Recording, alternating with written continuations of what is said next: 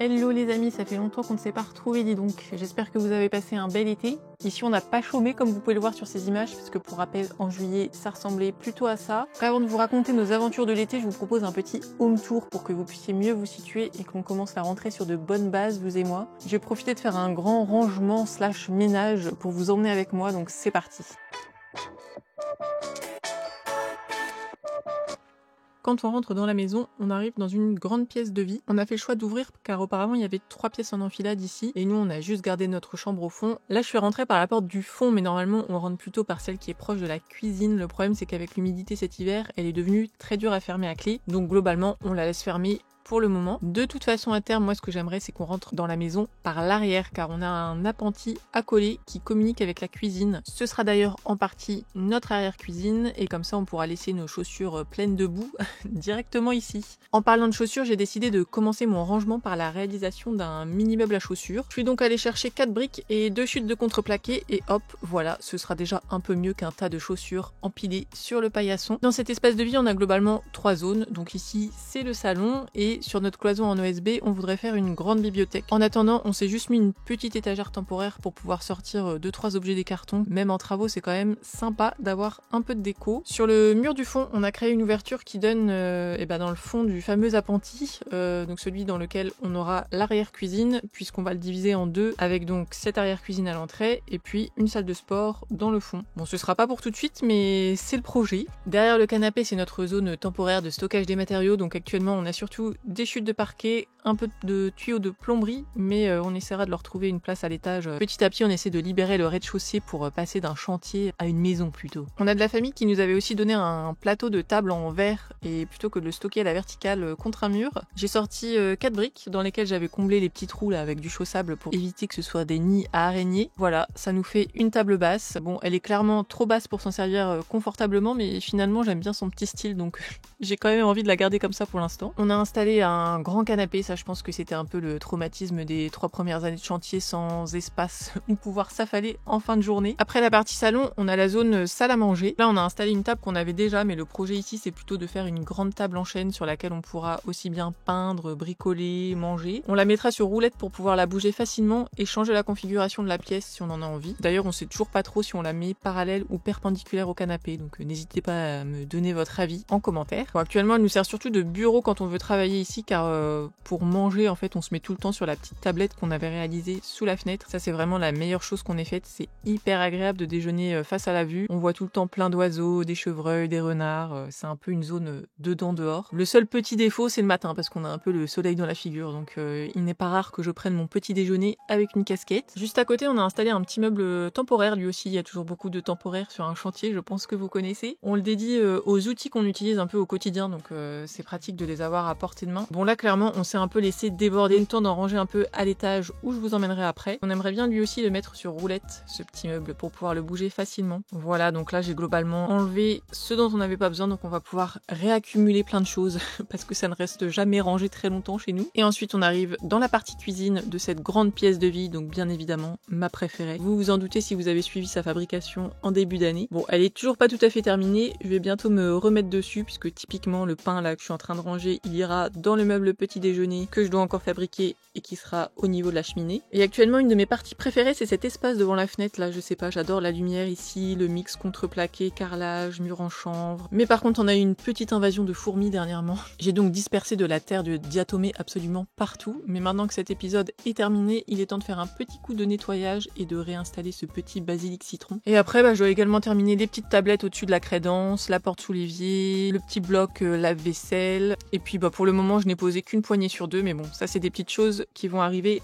assez vite. Côté îlot, il faut qu'on se décide aussi pour le revêtement du plan de travail parce qu'on voulait mettre au début une plaque en inox mais on n'est plus trop sûr, donc bon en attendant on a le contreplaqué. Comme on n'a pas encore de chaise ni rien, actuellement cet îlot me sert surtout à faire de la couture, c'est très pratique avec les prises juste sur le côté pour brancher la machine. Et puis dans la cheminée je vais faire un meuble globalement avec 3 portes, avec d'un côté le four et de l'autre côté ce sera ce fameux meuble petit déjeuner avec notre filtre à eau, la bouilloire, le grille-pain, tout le petit bazar qui peut facilement traîner dans une cuisine et comme ça on libère les plans de travail. À l'extrémité l'extrémité de la pièce, on a une porte qui donne à l'arrière dans l'appentis, qui sera donc la fameuse future arrière-cuisine, vous l'aurez compris. Et puis on a un couloir qui marque le passage vers l'autre bâtiment, puisque là du coup on passe dans l'ancienne étable. Et ici tout de suite sur la droite en fait on a fait un escalier, puisque les étages entre les deux bâtiments ne communiquent pas, donc on a des escaliers différents. Cet étage on aura juste une pièce, puisqu'on profite du fait qu'il n'y ait pas de fenêtre en fait pour y faire un home cinéma. Bon, c'est un peu pompeux comme terme, mais en gros c'est juste une pièce avec un canapé, un écran, un vidéoprojecteur et puis du son plutôt de qualité. Ensuite il y a la porte de la salle de bain. Tout au fond c'est mon labo traiteur, mais bon là il est fermé pour les vacances. On a les toilettes et puis un futur espace lave-main dans un petit renfoncement, dont je devrais d'ailleurs assez rapidement m'occuper, je pense, parce qu'il manque pas grand chose pour qu'il soit fonctionnel. J'aimerais bien partir sur un mur carrelé en fait, mais il faut encore que je trouve les carreaux qui me plaisent. Quand on entre dans la salle de bain, on a d'abord l'espace buanderie. À côté il y a juste le chauffe-eau et de l'autre côté on a une cloison donc qui cache ce fameux escalier du home cinéma. Et sous l'escalier on fera un petit placard, on a une douche et puis aussi un espace pour une baignoire, mais bon ça je sais pas trop quand est-ce qu'elle arrivera. Personnellement je suis plutôt team douche que bain, donc je suis pas vraiment pressée. Et actuellement on y dépose surtout nos vêtements de chantier bien poussiéreux. J'ai d'ailleurs une fâcheuse tendance à laisser mes vêtements traîner dans la salle de bain. Pour ça j'aimerais bien agrandir cette petite chaise Ikea en réalisant quelque chose un peu dans cet esprit avec nos chutes de bois. Côté meuble vasque, comme je vous le disais dans la vidéo dédiée, il est un peu haut pour moi, mais bon c'est pas très grave, on en est tout de même très content. Il faut juste que je finisse le support du robinet pour l'installer définitivement, parce que là on a mis un petit truc temporaire, mais j'en ai fait un en céramique qu'on mettra cet été certainement. Et à côté on a cet espace étagère qui est vraiment super pratique à utiliser au quotidien. Vraiment cette salle de bain c'est un pur plaisir. Je retourne donc ensuite dans la pièce principale et je profite de monter les outils pour vous montrer l'étage. On est très content de cet escalier. L'idée de départ c'était un peu de l'habiller en contreplaqué, un peu comme sur cette photo d'inspiration. Et finalement comme il est quand même relativement large, on s'est dit que ça prendrait un peu trop de place dans la pièce. J'aime bien ce type de rambarde par contre en métal blanc avec des tiges fines. À l'étage on a juste fait 3 pièces. Sur la gauche le bureau de William. Au milieu ce sera une chambre d'amis, mais qui actuellement nous sert plutôt de salle de sport, salle de rangement des outils. Il y a encore pas mal de travail à l'étage. Il faut qu'on finisse les cloisons, qu'on pose le lambris, il y a des enduits de finition sur les murs en pierre. Mais bon, c'est déjà très agréable de pouvoir utiliser les pièces comme ça. Et puis ensuite on a fait un couloir qui dessert la pièce du fond. Donc ici ce sera ma pièce de couture et autres petits bricolages, avec tout de même un canapé lit pour recevoir les copains. Pour le moment c'est surtout notre salle de découpe, donc on essaie de concentrer toute la poussière ici. Dans le couloir on a aussi une petite porte là que j'avais fait en OSB qui donne sur l'échelle de meunier et qui plus tard en fait donnera sur un grenier, puisqu'il y a un étage sur une moitié de l'appentis et en fait on va juste s'en servir pour faire un petit grenier, stocker des trucs. On retourne au rez-de-chaussée. Ah oui, et au passage ce petit étendoir à linge là dans l'escalier, on est trop fan. L'hiver c'est juste dans l'air chaud du poêle à bois. Donc, au rez-de-chaussée tout au fond on a notre chambre qui pour le moment ne ressemble pas à grand chose, mais on a prévu de travailler dessus cet hiver puisqu'on a le contreplaqué pour réaliser un dressing qui servira aussi de cloison et de tête de lit. Donc ce sera mieux qu'actuellement, parce que là j'ai juste une vieille branche de noisetier pour prendre 2-3 vêtements, mais bon c'est pas hyper pratique pour ranger des trucs. Et donc là on a globalement fait le tour de la maison. Donc si on récapitule, on a notre chambre, l'espace salon, salle à manger, cuisine, la salle de bain, à l'étage le futur home cinéma, le bureau de William, une chambre d'amis, ma petite pièce de bricolage, et puis dans l'appentis à l'arrière on aura l'arrière cuisine et une salle de sport. À côté on a également l'ancienne étable là, sur laquelle vous nous avez vu travailler dernièrement et qui sera